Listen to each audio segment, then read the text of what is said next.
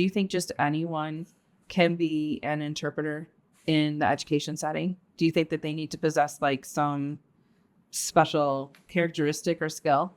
You have to have the patience to work with kids.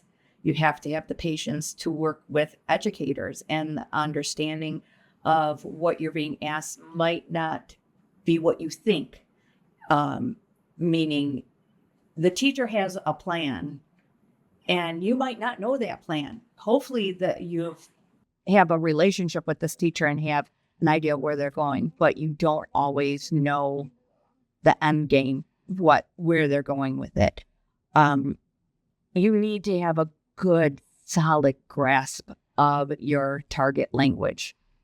Yeah, children are not grammatically correct. And so, I mean, they're not expected to be grammatically correct, right? No matter what the language, English, Spanish, Arabic, sign language, they're still just learning their language. You have to be that language model, because sometimes within the deaf realm, some of these kids do not have a language model. So they're coming to you as a blank slate when it comes to sign language and English. They have nothing. And that's because 10% of children come from deaf homes, but 90% come from hearing homes. Exactly. Right. And then you have your foreign language students that have a solid grasp of their home language, but they may be struggling with the English language. So you have to be that bridge. You have to bridge that gap and be there to explain,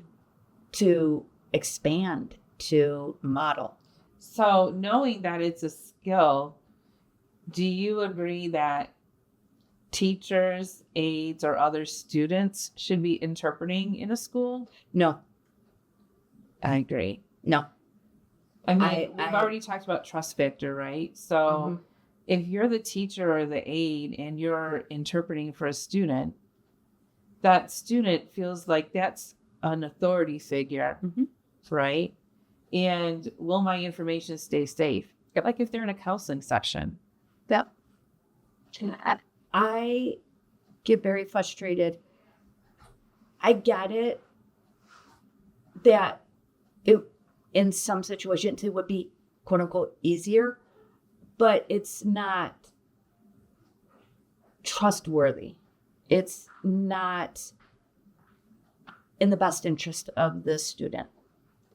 I'm a big one for that separation, because you don't want a student pouring their guts out and then, I just did this in front of my teacher, or that breaks some trust. Yes, I had a student one time who needed to tell their parents that they were in a serious situation, and the teacher wanted to interpret that with the counselor and the parents and the student.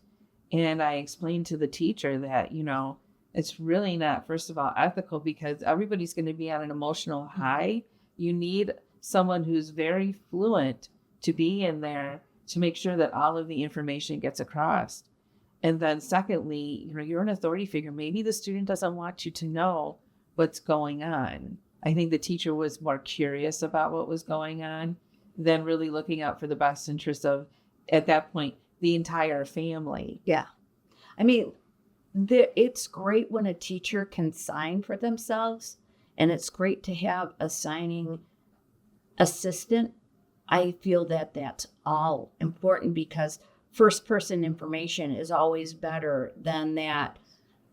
I'm voicing it, giving it to the interpreter. The interpreter takes it through their own filter and brings it to the student. And hopefully the teacher and the interpreter's filters are kind of on the same realm, giving it to students. But sometimes that doesn't happen. That's not fair in a situation where it's a sticky situation and you're asking a teacher to become the interpreter. Right. There's a disconnect at that point. Well, and we are, as interpreters, during that downtime or even when we're at home, we're looking up vocabulary. I mean, how many times do you say platypus in a day?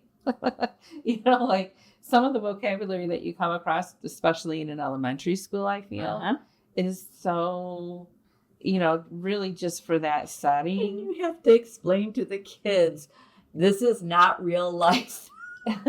This is for school only, because there's no sign for it, but you're No. coming up with a sign, Right, especially like for a furry duck. preschooler, It's like, a preschooler who doesn't know how to spell. Yep.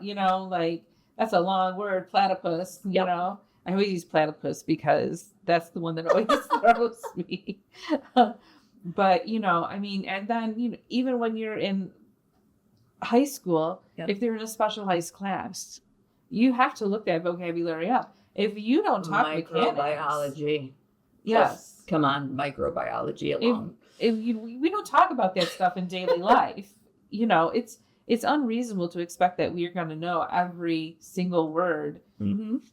and its meaning, because it means one thing in this setting, but it means this in this setting. Mm-hmm. We have to prepare. We have to have that time. But it's just knowing that specialized vocabulary and how it's used, that's so important. Mm-hmm. And if a teacher or a student or an aide feels like they have that grasp, I don't see it. And for sign language, okay, you have to have certification here in Michigan. Mm-hmm. But for foreign language, you don't have to have a certification to work in a school. So, if people had, high school Spanish for 2 years, they feel like they can, interpret Spanish to the child, but it's no different. You would need to be a fluent speaker and have the skill of interpreting. As interpreters, we are looking up that vocabulary and we are preparing. Okay, I can say the word platypus. How do I sign that? How do I say that in Spanish? Or, as if I Exactly. was a Spanish interpreter, but as a sign language interpreter, I'm like, okay, there is no sign for platypus. What am I going to do?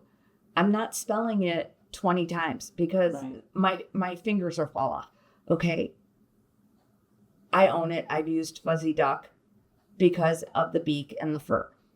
But, and I say that in jest, but that's kind of your go-to. It's a way to explain to the kids what's going on. And you explain to them, this is for school. This is so you understand this information. This happens at the college level too. Yes. I know we're talking about basic, primary and secondary with, through high school, but even at the college level, when we're doing forensic biology or chemistry or whatever, there are times when we're creating signs with our student. Yes. Just to understand the text at that point. Statistics. So, yeah, I thought that was going to kill me. Yeah, you have to come up with a way to communicate that information to your student at that time so they understand what's going on. Right. And I feel you should still fingerspell with even the youngest students. So double sign it at first, platypus, and for Spanish, maybe give the English word and the Spanish word and a description of what is a platypus. Right. If there's a Spanish word for platypus, I don't know. Well, it goes back to in signing, when you're coming up with a sign for something, you're fingerspelling, giving the sign, fingerspelling again, and giving the sign. And you do that a couple of times. I'm guilty of, halfway through the lecture, I'll do it again just to emphasize. And I'll say, for this class, the sign I'm using Right. this, and just doing that quick expansion.